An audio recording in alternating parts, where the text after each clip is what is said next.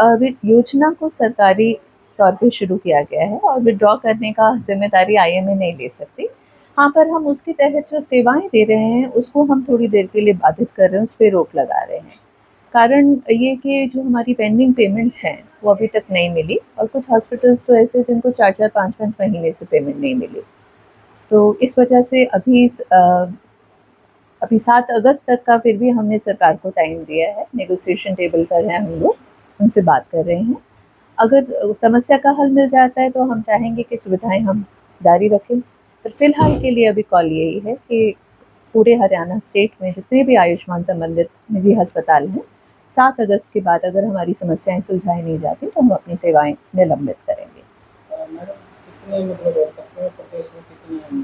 देखिए, प्रदेश में कुल 650 के करीब अस्पताल हैं जो आयुष्मान संबंधित सेवाएँ दे रहे हैं और रोहतक की जहाँ तक बात की जाए 22 से 25 अस्पताल ऐसे हैं जो आयुष्मान की सेवा में कार्यरत हैं।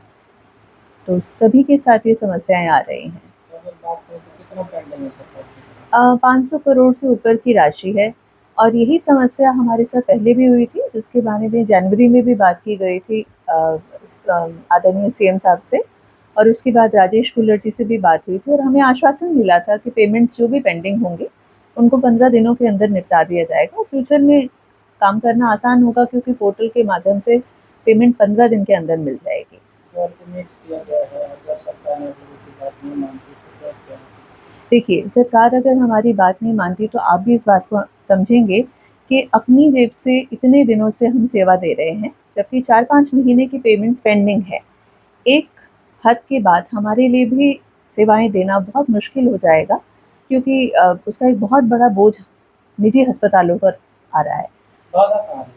बाधा मुझे लगता है कि बाधा ये है कि सरकार ने बिल्कुल सोचा नहीं था कि जब ये स्कीम लॉन्च होगी तो प्राइवेट सेक्टर के प्रति मरीज़ों का इतना भारी रुझान हो जाएगा और बजट का जो एलोकेशन है और स्कीम का जो स्कोप है, उसका निर्धारण करने में कहीं न कहीं सरकार के स्तर पे चूक रही है। उसके बाद तो राज्य स्तरीय तो मीटिंग मीटिंग कर रही है सुनता है। देखिए, हमारी अभी आईएमए रोहतक ब्रांच की निजी जनरल बॉडी मीटिंग है 5 अगस्त को। हम अभी वेट कर रहे हैं, हो सकता है सरकार की तरफ से कोई पहल हो और हमारी समस्याओं को सुलझाने की प्रक्रिया जारी रखी जाए।